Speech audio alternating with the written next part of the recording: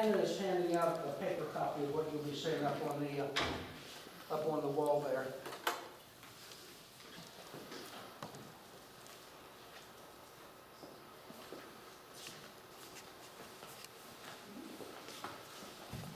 If you look at the graph, the yellow all the way across are our scores. Across the bottom, the first batch is English Language Arts for grade 3, the second batch for grade 4, and then 5, 6, and 7. Of course, at that time, last year, we had no 8th graders, so that's why it only goes grade 3 to grade 7. I hope you're pleased at what you see there. We consistently outperformed FCPS and also the state. Now, 3, 4, and 5, that's the way the state reports it out. 3 is approaching passing, and I don't know why they include it, but that's okay the first time that's what they decided to do. The next slide is passing, those who received a score of 4 or 5. And once again, we outperformed FCPS. I did not include the state because the state didn't project those or give those scores out yet for 4s and 5s. They only gave us 3s to 5. So that's why the state isn't on there, but the state was significantly lower all the way across than Frederick County. So it would be the same look on that graph. Okay, math.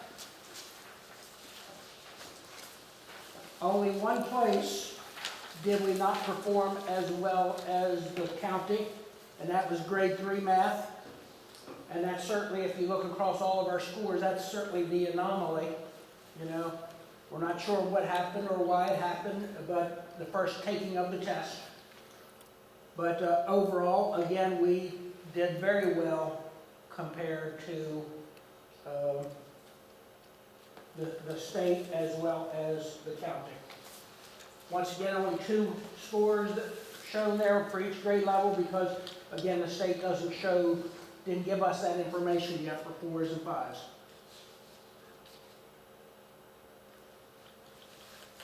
Again, I think the staff was pleased, and I hope that you are pleased as well. I have another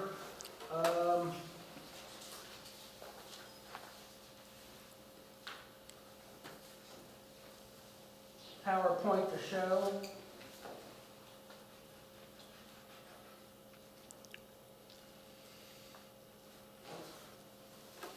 This is how we compare. And when I look at comparison, I had parents say, well, how did our kids do compared to Middletown? Guess where that parent was from? So I can certainly do this for anybody and look at their particular draw area where they're from.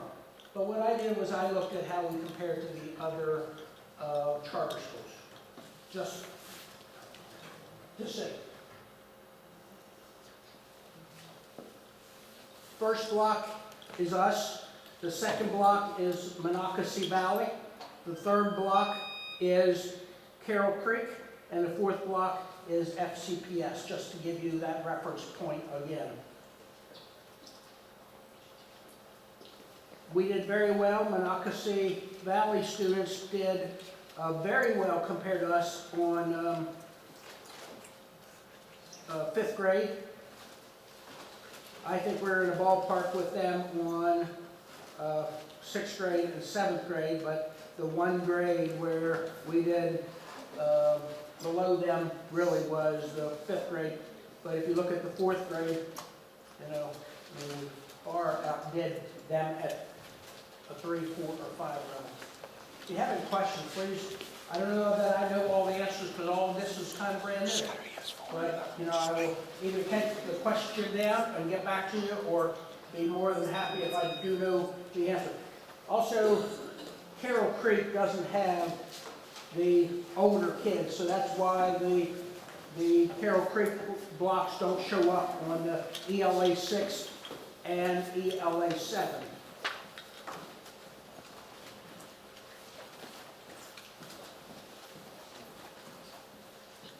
Look at grade 4. It's unbelievable.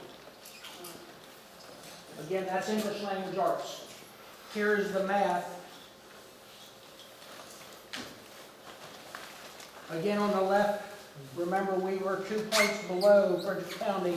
That's why we were at 75 and 77 on the previous grouping of slides that I showed you, how we compare with the county and the state.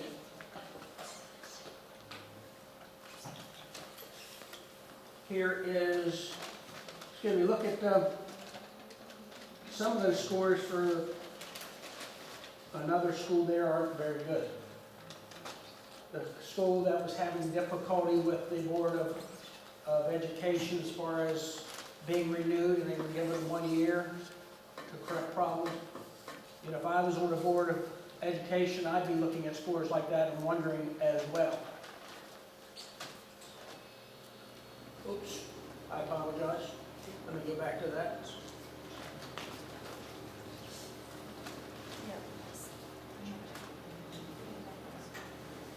Here's the math. I don't know if I showed you that one. No, I don't believe I did. Oh, yes, 3 and 5. Here's math. Boy, is it...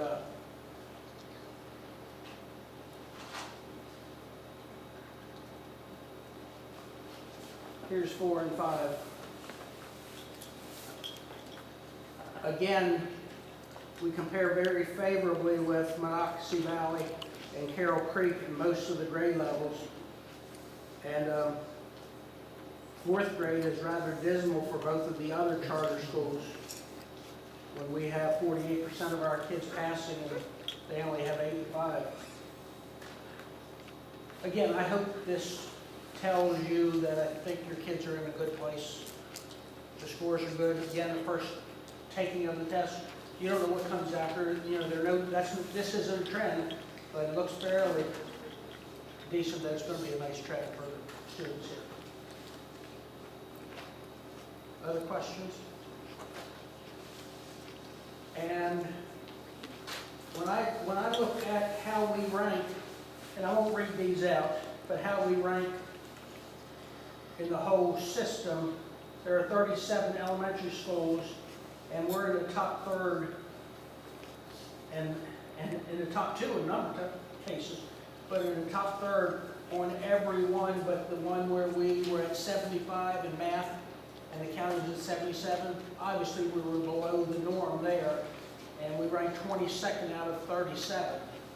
The same way with the passing on that grade level, where we were at 50 and the county was 52. Again, we ranked 19th out of 37. But for every other one, we range from being 2nd in the county to, I think, 12 is the worst one other than that. And 12 out of 37 is easily in the top 3rd, and a lot of those others are very high in the top 3rd. And that's compared to every school. Again, I think it's very good news for the teachers, staff, and for the parents here. Do you have any questions? If you think of any, I'd be more than happy to try to get back with you. Thank you. Mr. Ray, another question. Yes. How did the staff take this report? They were very happy. I mean, we didn't spend a lot of time on it because, again, they've not broken it down, and we don't have, in any testing, what you hope to do. What I'm used to saying is that you try to look at where are the teaching points, what are the areas. I don't care if you're 2nd in the county, what do we need, what are our weaker areas, what are our strengths, and you try to work on those kinds of things. It's not been broken down like that yet. I'm not sure if this test will be broken down or we'll be able to get anything out of it. You know, the teachers were very pleased at what they saw, but right now it's, you know, all it is a reference point, but there's no instructional side to this at this point. Did they seem at all concerned or have any anxiety about the areas where we didn't from as well. Well, again, because it's not, there's no trend data there, you know, you can't say, oh, look how we've been doing in third grade for the last 3 years. No. You know, so is it the group of kids? Was it a particular teacher? I mean, we look at all of those things, just like as I'm sure you do where you're from. You know, we look at all of those things to see if we can figure it out and make a plan from that. So right now, we're not at that point.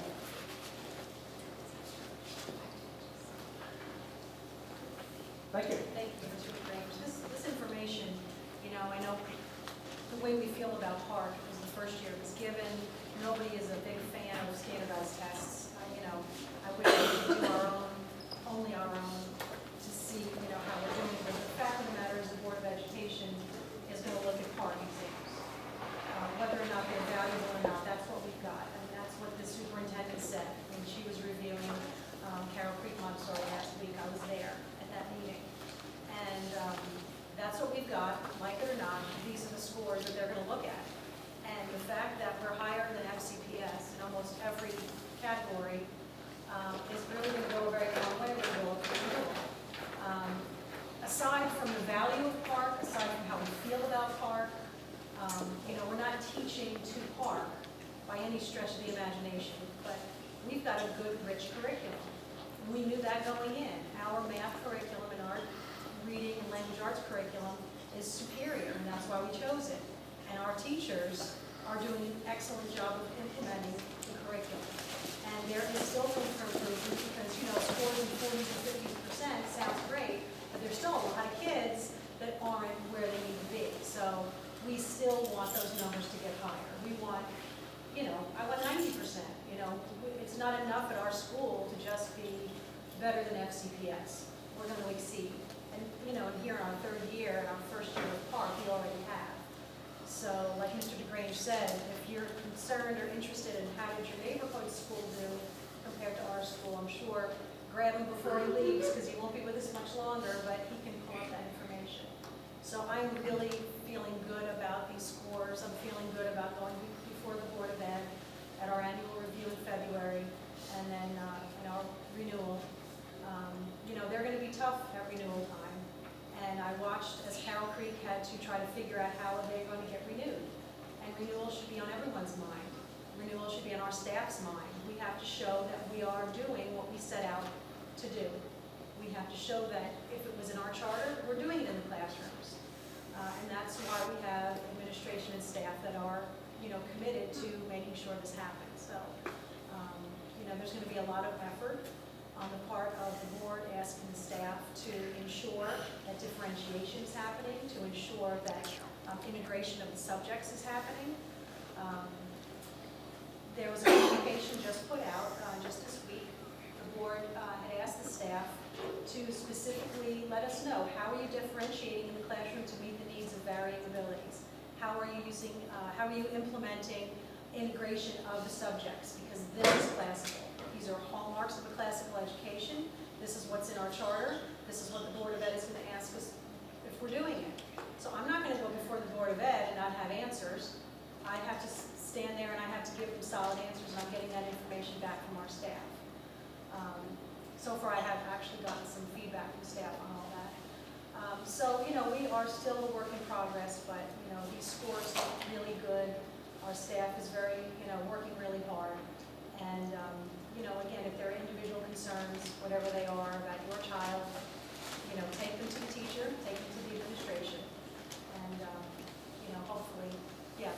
Well, I think parents need to know that when you first take a test, your scores are low. And your scores start to get better. And is that because you're teaching to the test? We can't teach to that test. The reason I'm saying that is because it changes completely. The kinds of questions they ask are higher level. The expectation to put skills together and to be able to show how you're getting to where you've gotten to. You only teach the curriculum. And we are going to be teaching, and have been teaching only for a couple of years, the Common Core curriculum, which is college and career ready kinds of things, and much tougher. So we would have expected the scores to be lower than the test that we used to take because we've been teaching that curriculum for how many years, where we've only been teaching this curriculum for a couple of years.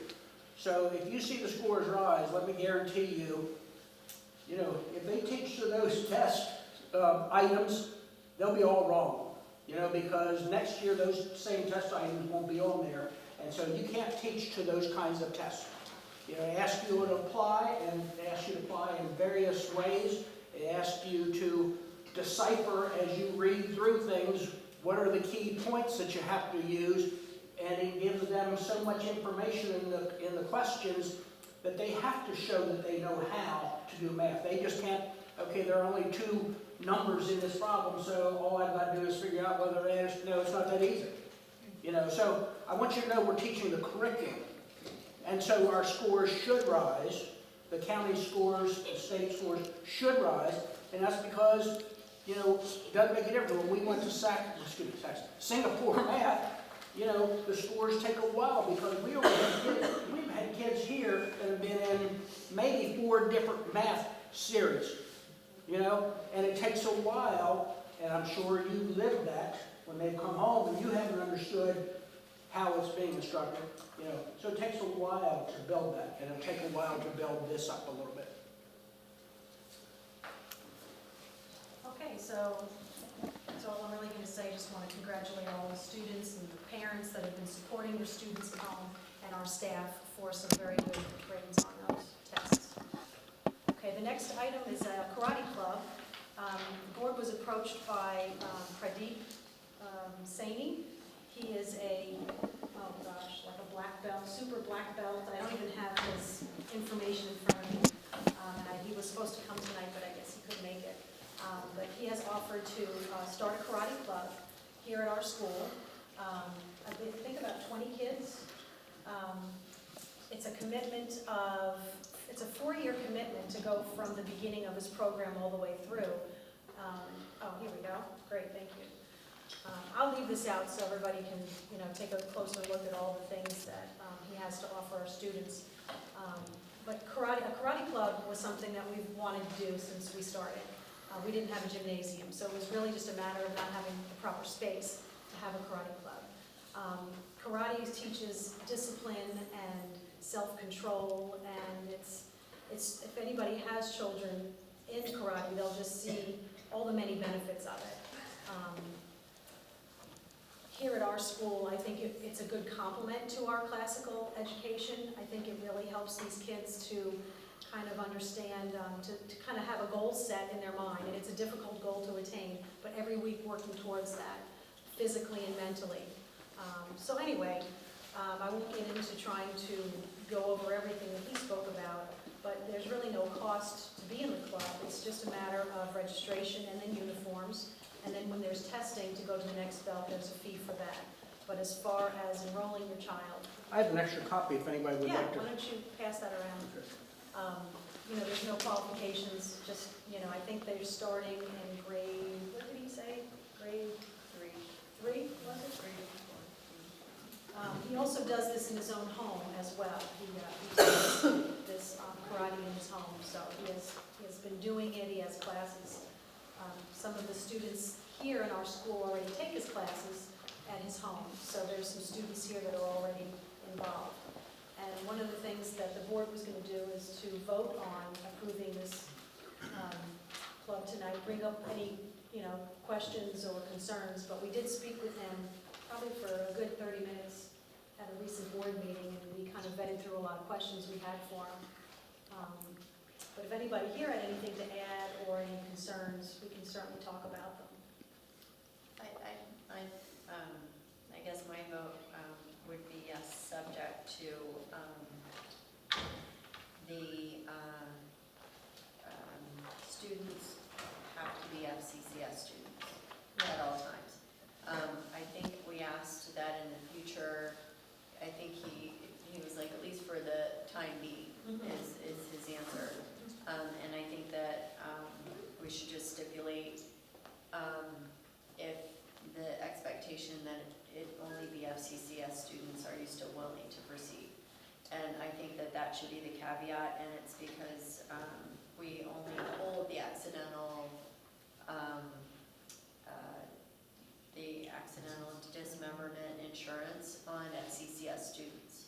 So other people are not insured, and he made it very clear that he doesn't have the underlying insurance policy Right. for any outlying folks.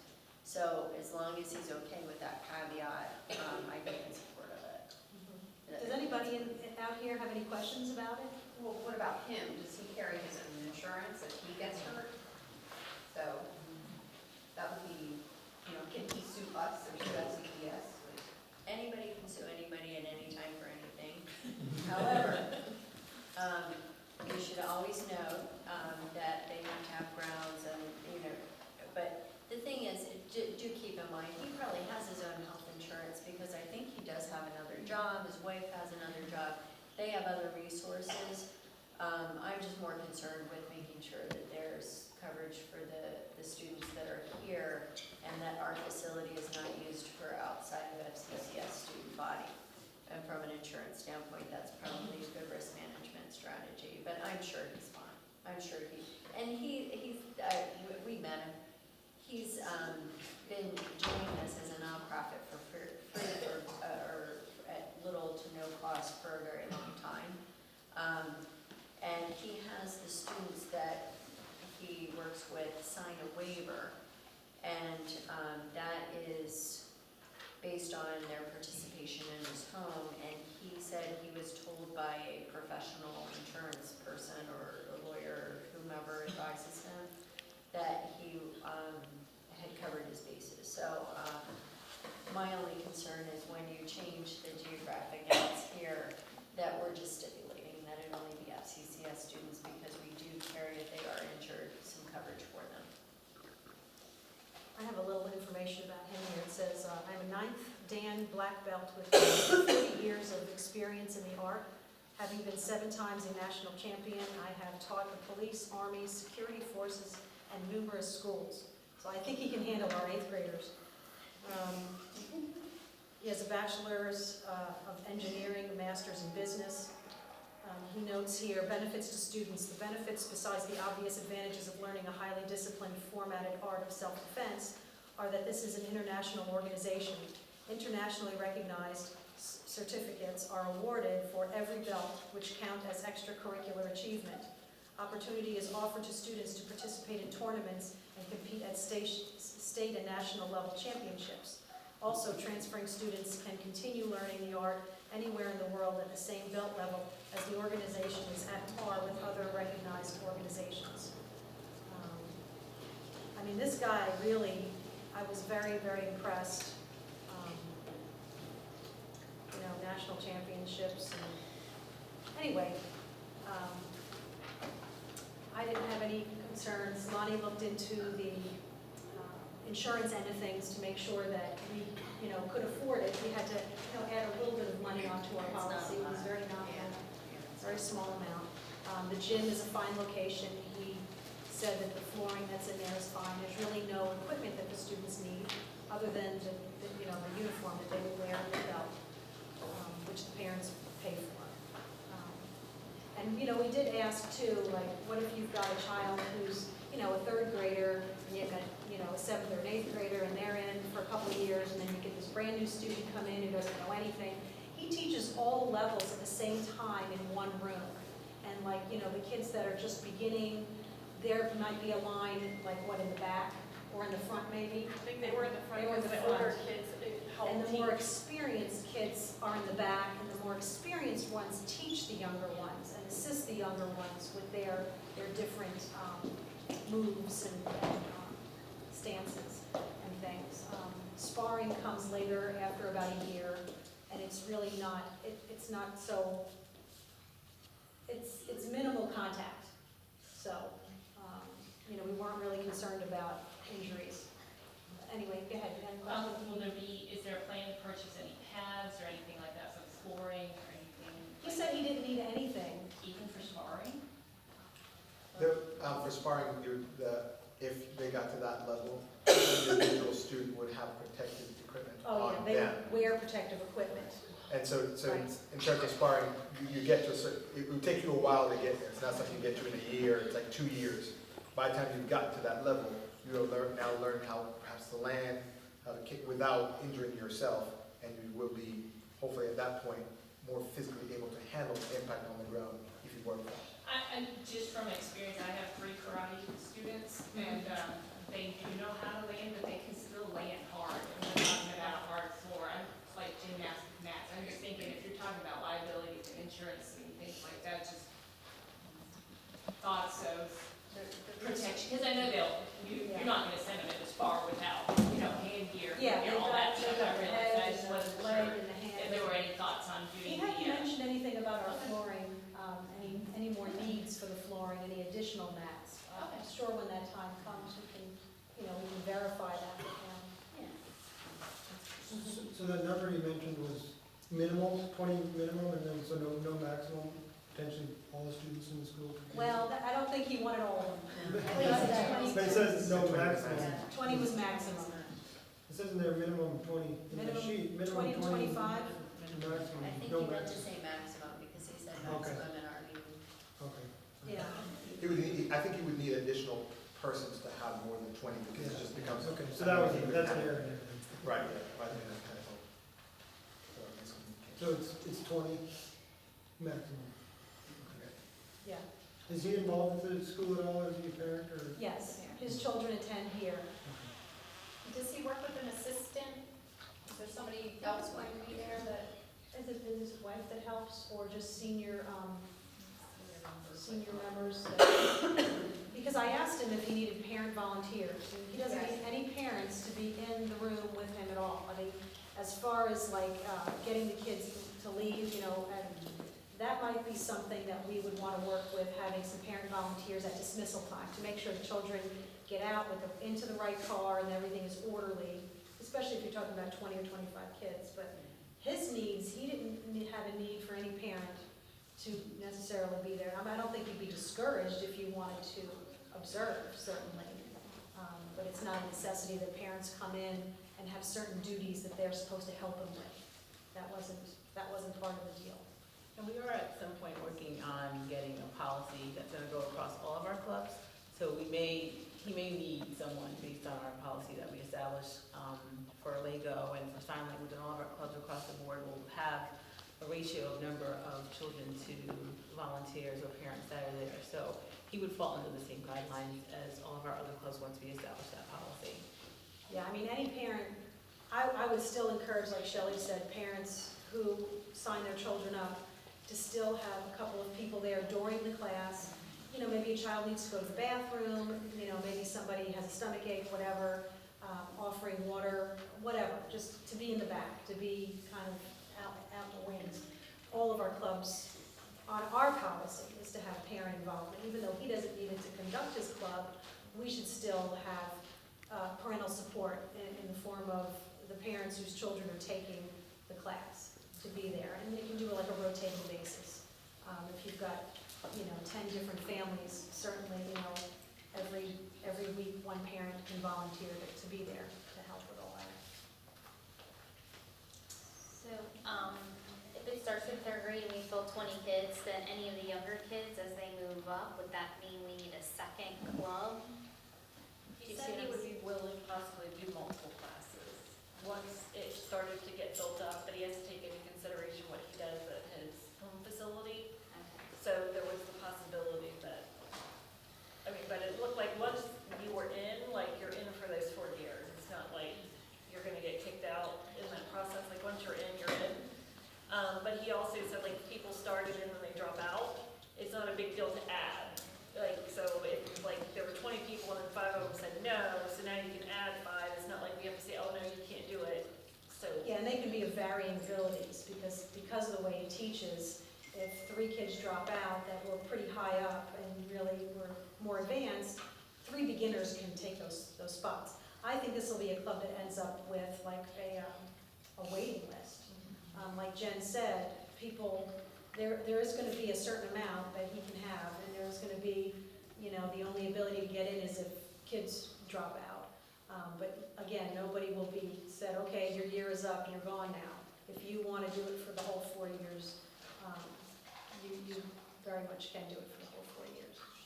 And he even talked about, say you had a 7th grader who did it in 7th grade and 8th grade, They're a graduate of our school, could they come back, even though they're a ninth grader now? So that's something that we have to look at. That's something that, they're no longer an FCCS student. So that's where the insurance could be a problem. But that student can also take classes with him at his home. So it's not saying, okay, you're no longer an FCCS student, you can't take classes with Mr. Saney anymore. You can probably go to his home. I think that's the way that was discussed when we talked about it. So. Just one thing, just from like a teacher perspective, so to speak. I've done lots of recess duty, working with kids in lots of different settings. And I know on the one hand, karate really does emphasize, not being violent, not being, kicking each other and stuff. But I also know that kids will do that. So the only concern, and I'm sure he would probably, but even to just ask him to really address that very strongly with. Not to practice in the playground on non-karate. It's students. not a. Yes. Yeah, Because I just know from a teacher's perspective, it becomes a nightmare. I can imagine, yeah.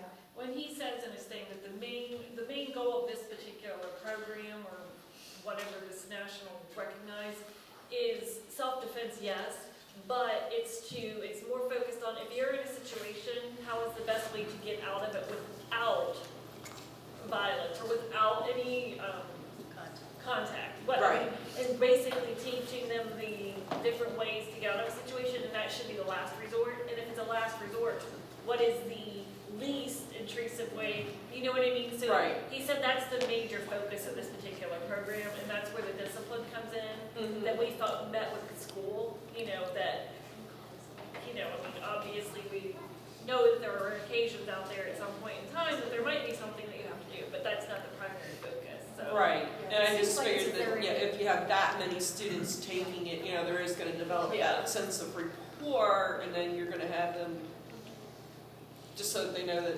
Right. Well, Yeah. we are really counting on him to get that clear to his students, how you use this and how you don't use it. So that is something, it's not just learning karate moves. I think there's a whole mentality about how to use your skill and when not to use it on your little sister or your brother or whatever, or the kids on the playground. But we will certainly, make sure that doesn't become an issue. If it is, that's not the point of the karate club. right, and I wasn't picking like one, the club itself, or Right. the idea of it, just that general thought of, okay, you've got so many students taking Right. this same thing, and it's just natural that it's gonna tend to, Yeah, they might want to Filter. practice, yes. yeah. Well, if nobody else has any other concerns or questions, I guess we can vote on it and, discuss with Mr. Saney about starting it in the, after the Christmas break sometime in the second semester, the second half of the year. I think we would like to make a motion to approve this club. I'd like to make a motion, you guys can turn mine down, but I'd like to make a motion to approve the club contingent upon the focus being that they are FCCS students only as participants. I second with Lonnie's contingency. Okay. All in favor? Aye.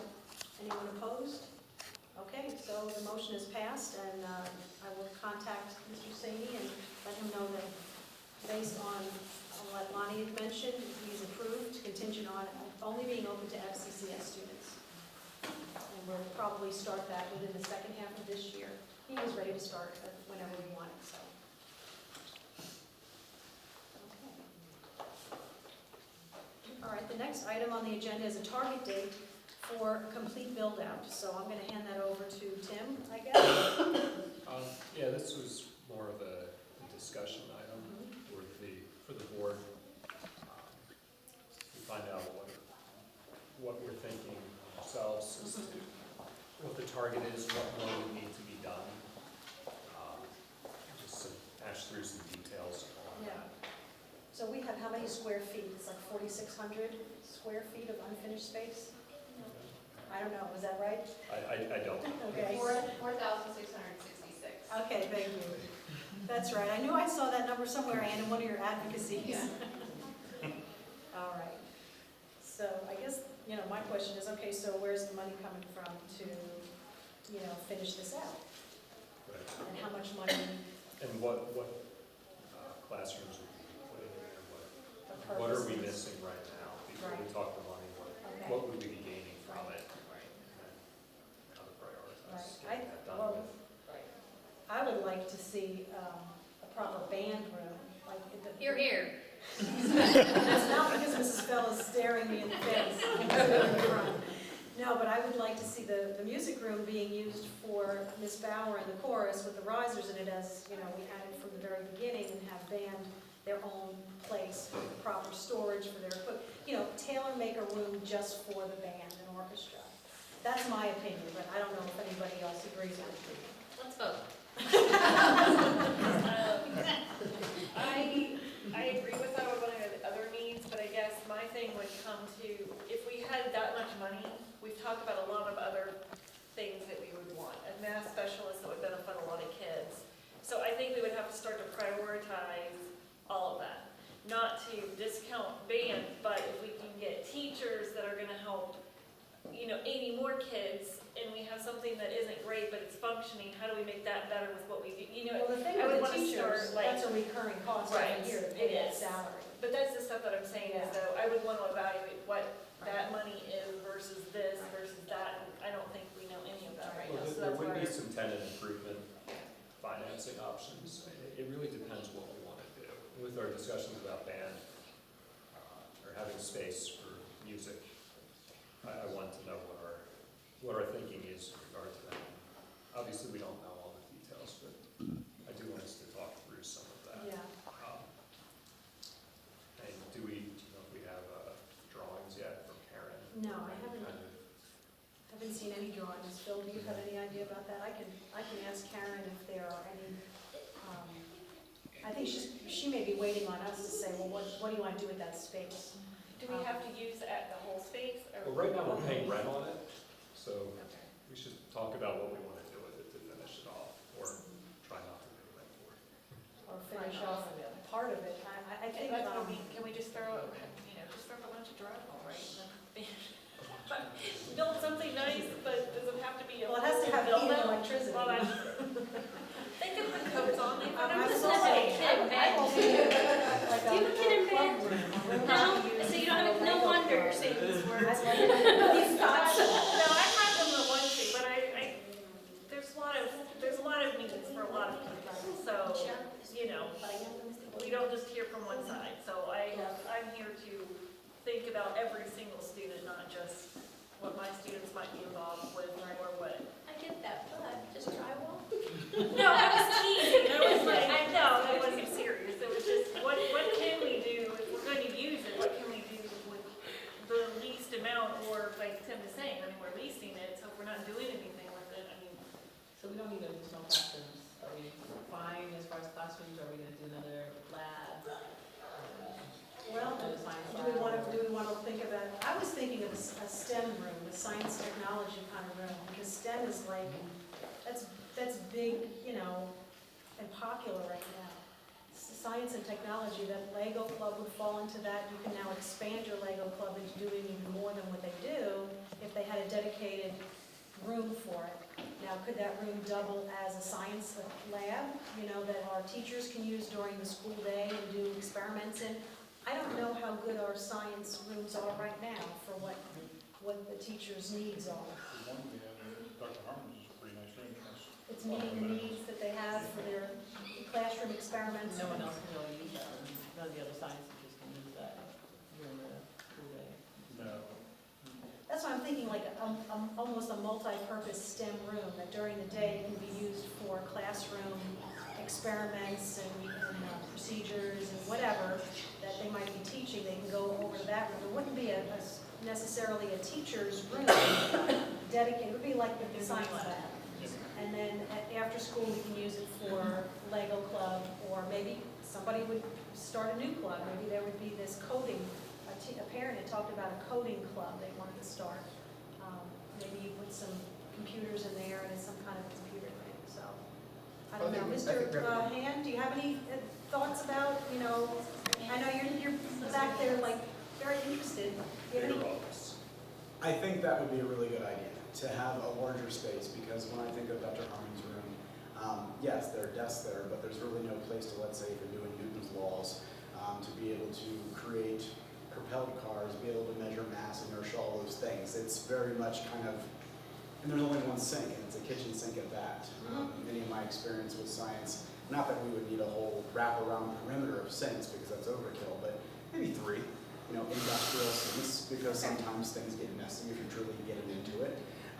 And enough floor space so that items can be moved around and you could actually have space to, let's say, run robots with programming, having some computers in there for coding. I think that's a wonderful idea. Well, you also have, like, you know, physics is being taught, and I know from my sons having taken physics, you know, a room where you can, if they're creating something that needs to move, it has to like run across the floor or fly through the air. He had to do something with an airplane, it had to fly through the air. So, you know, other than coming into this room and dodging all the cafeteria tables. So, I mean, a STEM room seems to me to be a great thing to be able to. Now, don't get me wrong, I know we have staffing needs.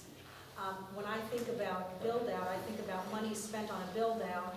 I think about staffing, and I think about, you know, the money in the budget for recurring costs of salaries and benefits. So, in my mind, these are separate pots of money with very different functions. It's not, I'm hoping it doesn't have to be one or the other.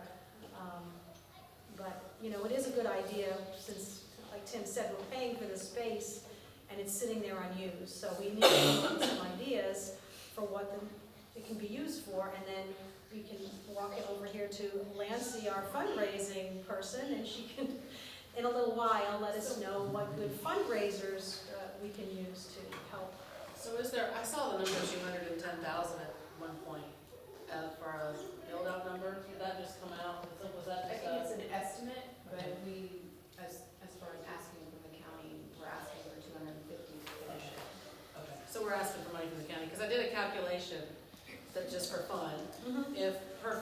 I did some comparison. We have 237 families, as best I could figure from the different rosters. If it was 210, we would need $74 per family per month for a year, and that would pay for it. Not that we would get that, but, or $599 for a year from each family. Not that we would get that, but if we wanted to try to raise the money in 1 year ourselves, that'd be the fundraising part for it.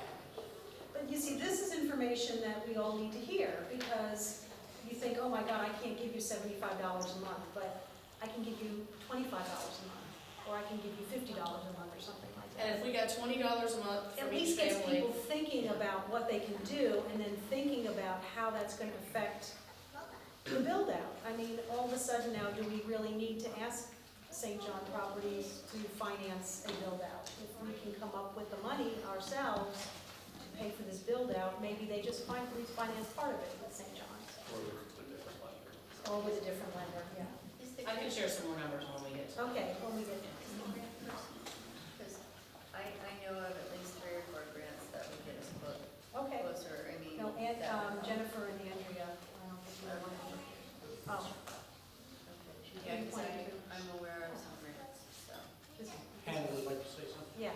I do know that with the science room, I know that when the first graders took me to use the microscopes in the past, they've had to be carried down, and transporting them like that could get 1 or 2 broken Yeah. if they're dropped or not carried properly. Yeah. So You don't if they want had to like carry a microscopes. set place, that would be a lot easier. Thank you, that's good to know, yes.